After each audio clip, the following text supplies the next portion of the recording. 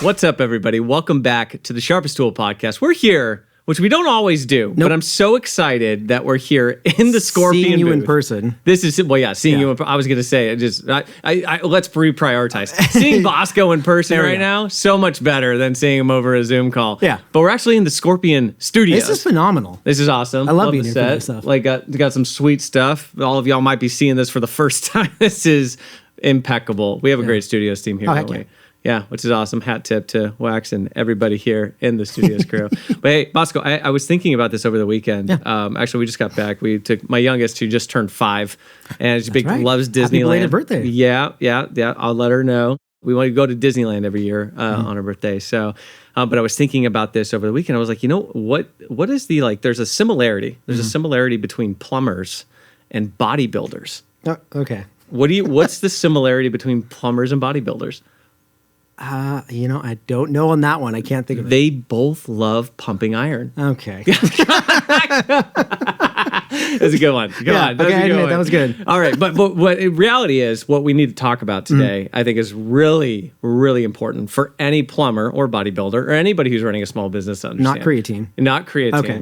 Definitely not. But we want to step back. And I think it's always important for us to step back. We get so into the weeds of everything that we do day in, day out. Yes. That we talk about with our clients every single day. Every time. So I think it's always important for us to step back out, take a look at the 30,000 foot view of what it is that we're doing here and what we're trying to accomplish here. Because when you look at a business, they exist primarily to provide a specific set of skills. They have a specific set of skills that solves a specific set of problems, right? And then we have customers who have a specific set of problems that need to be solved by somebody who has a specific set of skills to solve that specific set of problems, correct? And marketing, everything that we do in marketing is bridging the gap between the two. 100%. How do we take those people who have problems and marry them together with the people who can solve those problems? Yeah. And so I think it'd be really interesting for us to step back and take a second look at the marketing funnel. Ooh. And how that plays into everything that we do here. What do you think? A lot of business owners don't think with that in mind. And a lot of companies that we work with, I've talked to, and they've always said, hey, I'm coming to you, just get me more calls. Yeah. And it's not as easy as that, right? And it's not necessarily for the business owner to understand, but they do have to work with that and understand the concept of like how I generate those calls, how can I assimilate with my audience, right? So sharing a brand equity with your clientele. Yeah. And I always tell clients, like, you got to build this brand. And the logo isn't the brand. The brand is how they feel about you, right? How you make them feel, whether it's through answering the phone, the customer service aspect, but stepping back to your 30,000 foot view, where do we even start? Yeah. And it's at the top of the funnel. Yeah. There's a wide range of people that we can go after, but how? With what? Yeah. Why? Yeah. Why do we do these types of things? So it's a good call out because business owners need to step and realize, starting from the top, working my way through that funnel, process by process, and then repeating it over will help garnish their brand and build it up from there. Yeah. For those who don't know what the marketing funnel is, let's step back. Let's think about the marketing funnel and just describe it a bit, because it's interesting. We think about the marketing funnel. We think about the customer journey. Yeah. What steps does a customer take to ultimately doing business with a business? Where do they start? Where do they finish? And what's interesting is you think of it like a funnel, and that's really just a way for us to visualize what it is that moving from end to end, from one side to another, we circle it like a funnel, 100%. Yeah, and so it's just a way for us to visualize these steps that somebody engages in. Right. But somebody can be at different points in the funnel at any given time. They don't necessarily move in a linear fashion. So today, I think it'd be good for us to focus on that top aspect of the funnel. We got to think about a couple things to set the stage here when we think about a customer and where they're at in their journey. We got to think about marketing. If we distill marketing down, marketing is showing the right message at the right time to the right person in the right place. Yeah. Right? Right message, right time, right person, and right place. Yep. So anytime you're thinking about how do I engage customers who have a set of problems and connect them with a business who has a specific set of skills to solve a specific set of problems, we have to think about what's the right message and the right place and who's the right person to receive this and what's the right time to send this to them. And so that widest possible part of the funnel, if you think about it, it's everybody, right? Well, 100%. It's everybody. Everybody fits in that, right? Everybody fits in that widest part of the funnel. Yeah. And like, what would you say for somebody who's in the widest part of the funnel? What would you say is their intention at that particular point in time? Well, they don't know what they need, right? Ideally is bringing awareness. Like potentially, I'll take a roofer as an example, right? A lot of the times with roofing companies, it's expecting to get the repair, the roofing installation type calls. Well, first of all, your clientele being at the top of the funnel they really don't know they have a problem. Yeah. Right. So it kind Or of maybe they don't have a problem. Right. Right. There's that too, right? But bringing awareness, first of all, hey, Josh, you're that future prospect, and I'm the roofing company. I just want you to know, first of all, I'm a roofing company that's in your area. Here's what I do. And if you have a problem, maybe these are your problems, give us a call. Yeah. We'll be there to help you. Yeah. I'm bringing awareness to just showing you who I am. Yeah. Right. That's the first step, is really just kind of bringing awareness to show people who you are, that you service that area. So the message to anybody who's in this widest possible part of the funnel, which effectively is everybody. Anybody could potentially become a client if they're in the right situation. Yes. So the first step, as you're saying, is awareness. Yeah. We need to tell people who we are and what it is that we do. Yeah. Right. So the messaging, break that down for me further. So you're a roofer, you brought up a roofer. What's the message look like if you're addressing the widest possible part of the funnel? So ideally, if I'm working with any roofing company, I would explain to them, you want to showcase that you're a roofing company in the given market. So we'll take Santa Clarita as the example. Sure. Like, hey, I'm Bosco's Roofing. And just like you know who we are, this is what we do in your given market, right? Yeah. So, hey, we've lived in this area for over 20 years. Wow, okay. So you're a roofing company that's lived in this area for over 20 years. Cool, you know my area. That's nice. And I want to let you know that we've actually done this type of business for over 50 years. Yeah. Wow. Okay, cool. You got experience. I don't need a roof right now, but that's nice to know. Yeah. Right? That's to everybody. That's the broad reach. Because Yeah. you're bringing that awareness. You're showcasing who you are and what you do Yeah. to the audience that you're attracting after. Yeah. That audience doesn't need have a need yet, right? Yeah. They're not driving down that funnel just yet. So you're hitting that top marketing part of the funnel. Yeah. Just bringing awareness. Yeah. Nor do the customers at that point. Does that audience really have the intention, right? They haven't really uncovered something. They're just, they're going about their day. They're looking at cat videos on YouTube, or I don't know what the equivalent of cat videos is today on YouTube. I always think of cat videos, but they're going about their day. They don't really know that there's a problem, or maybe there isn't a problem. And so they're just getting awareness. They're being exposed to a brand. Right. And what's interesting is if you think about brand exposure today, how convoluted it is today. It's like most everybody is exposed to on a daily basis. The studies show over 4,000 individual brands a single day. It's very different than the 50 that people used to be exposed to, 60 years ago. Yeah. It's a very different ballgame. So making a brand stand out is super important. Clear message, hitting somebody at the right part of the funnel is a really important piece. There is the traditional, and I know we're going to hit on this, but there's traditional. Yeah. Right? We have elevated how marketing works. And not we, of course, but the general, marketing isn't just running a billboard anymore. It's not just radio. Yeah. It's also not just digital. Yeah. It's a combination of both. Yeah. There is so much out there. Yeah. Wide range of different platforms to reach your audience. Yeah. One person may search on this type of platform, let's say Google, while another is watching your cat videos and eventually has served your ad. But that's also another potential customer. It's that wide range of audience. There is a lot. Yeah. And it's about the consistency too. Like people tend to forget that. They expect a quick return. I put my stuff out there. They should know who I am by now. Man, it's not going to be that easy. It's going to take some time. Yeah. Right? They just know what you do, but they don't care for you just yet. Yeah.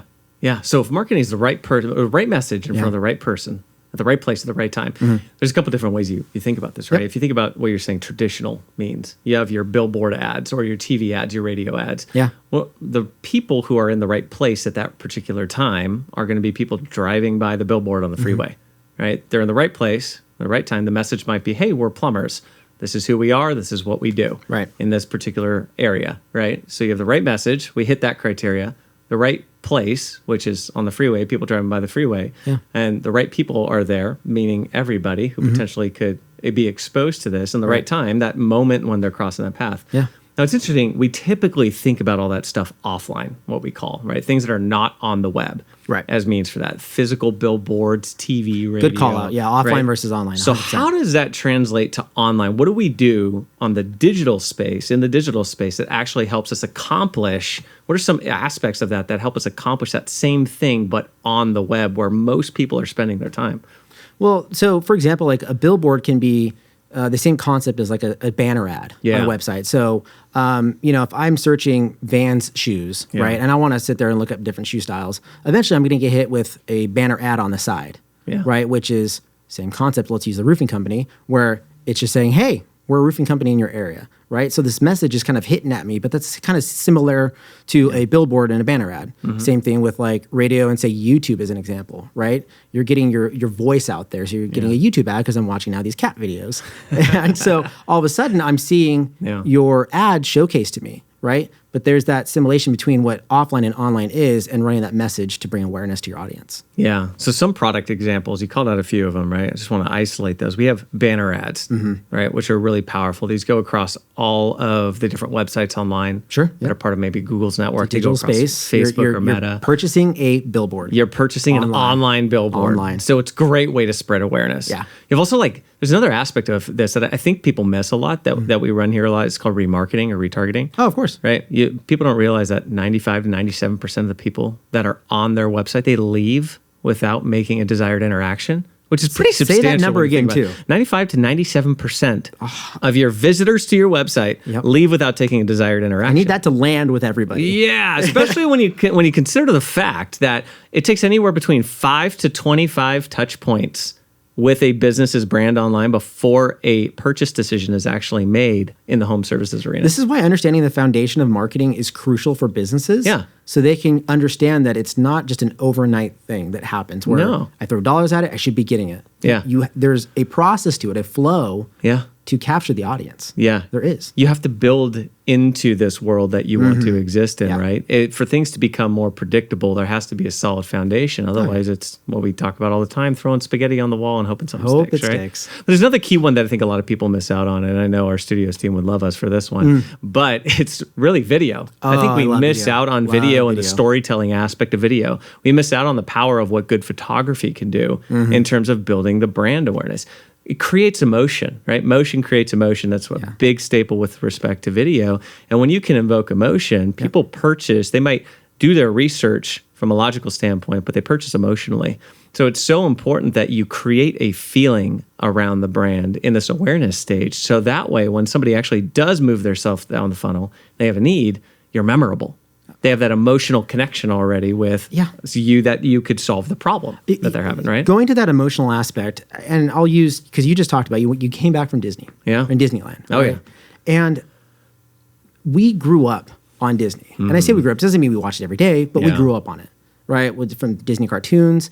But there was that emotional tie to it, you know, and coming from my personal perspective, I grew up with it. I had family that worked for Disney. And so for me, when I go there, I start to think of my childhood and I can relate to it more. And I want my kids to feel that same concept. So all of a sudden, there's more purchase power that Disney has over me because I relate to them. Yeah. I want to go. I want to have my kids experience the same thing because I had a great experience. Yeah. Right? So same thing with running the videos. Even though you're spending $400 on food. Yeah. But I will say the storytelling that was created by Disney is so powerful. Mm-hmm. Right? And businesses, it doesn't matter what business you're in. Yeah. It's the storytelling, right? And how you market it and perform on that aspect. But I will say, yes, video 100% needs to happen. Yeah. Because people aren't going to sit there and read forever. They're going to want to move on to the next thing and absorb content a different way. And it's through video. Yeah. Show me. Tell me. Yeah. Give me that feeling. You know what the best part about video?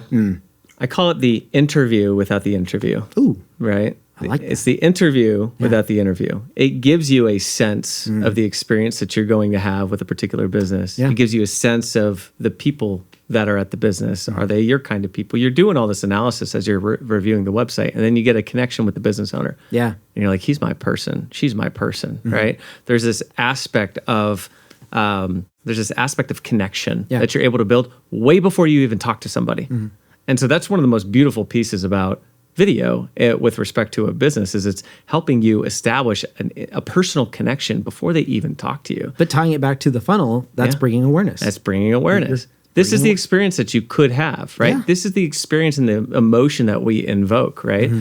So video is a key piece to that. Oh, 100%. I think that's social. Tell me a bit about social. How does social fit into like the awareness aspect of it? Everybody is on social. Okay. It doesn't matter the age group, the demographic, you're on social. Yeah. Whether it's through Meta, Instagram, TikTok, LinkedIn, you're on a social platform, right? And so through social, it's the same concept. There's a way to capture the audience because people need to just have a mind break. Yeah. You know, working all day and I just need to veg out and be a potato and I don't want to do anything else and I'm not going to Netflix and chill. I'm going to go through my social media, right? And you're sitting there and scrolling and you come across a video, short form, but still impactful. Yeah. Okay. And it's that repetition that comes over and over and you're connecting with an audience because there's similarities into maybe your friends were targeted by that video, and then I get served that same video, but there's similarities that I share. It becomes relatable. Yeah. It's bringing awareness to it. Oh, relatability is such a big piece, right? Oh, yeah.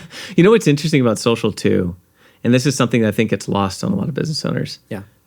We often get so hyper-focused on every little nuanced piece of our brand, right? Like, well, this has to have this logo, and it has to be these colors, and it has to be this image, and then you post this one thing. You spend all that time investing on just that little piece, and then you post it, and it gets 4 likes. And it's like you're on to the next. We spend the time versus energy. I think we have to be pursuing progress, not perfection, when it comes to social. Like, we have to prioritize the post over the perfect post, right? I think the fact that we just need to be consistent oftentimes gets lost. We need consistency more than we need just perfection, and we miss that a lot. I notice it a lot with the business owners that we're working with. And why do you think that is? Well, a lot of them have a vision in their mind of what their brand looks like, right? But they get confused that their brand has to be what they make of it, but not what their audience makes of it. And it's the reverse, because they're not necessarily making it relatable. Because now in general, maybe what I like becomes the same to 30 other people, and that's fine. Yeah. But they get so focused on that they lose the fact that they have to make it relatable. They have to tie it back to their audience. And so to your point, it's not about the perfection of it, right? So when they sit there and get stuck on that, they're losing sight of the vision of how do I really just work with my audience who will be attracted to me eventually. And instead they're making all these minute changes. Yeah. And sometimes it's too little too late. You've lost that time that you could have actually been focusing on getting your content out there and just getting in front of the audience. Yeah. Yeah, just getting in front of the audience, building a connection. Building awareness. Right? Your ability to build a connection doesn't rest on whether or not you have your logo in the left-hand corner of, right? No. It's the quality of the content and the consistency of that quality. Consistency is key. You can't, they say content is king, but consistency is key. Say that again. That was really They say powerful. Content is king, but consistency is key. That was amazing. Now in a Scottish accent. Oh, wait. Well, this I think is really helpful for a lot of different reasons. Yeah. Widest possible part of the funnel, just to recap this, right? And this is effectively everybody. Anybody who doesn't know who you are, doesn't know what you do, and your primary message to them is, hey, this is who we are, and this is what we do. Yep. Because remember, businesses have a specific set of skills to solve a specific set of problems. Yep. And customers have a specific set of problems that require a specific set of skills to fix those problems. And marketing the right message to the right person at the right time in the right place is the art and science, in some respect, of bridging the gap between the customers with problems and the businesses that can solve the problems. And so the first step to making sure that you're expanding who your potential client base could be is really making sure you're getting in front of them with letting them know who you are and what you do. Just bring awareness. Bring awareness. Bring awareness. This is helpful. Stay tuned, everybody, for the next episode, because we're going to move down the funnel. The next funnel is where intention starts to grow a little bit with the customers. And so your message is going to change a little bit, isn't it? And then the way you get in front of those customers is going to change a little bit. Yep. So we'll talk more about the consideration phase in the next episode. But for everybody listening, definitely hit that like button and pound that subscribe button. It's so weird not doing it on the Zoom, but pound the subscribe button so you can continue to get more awesome content from all of us here at the Sharpest Tool. We'll talk to you next time. Thanks.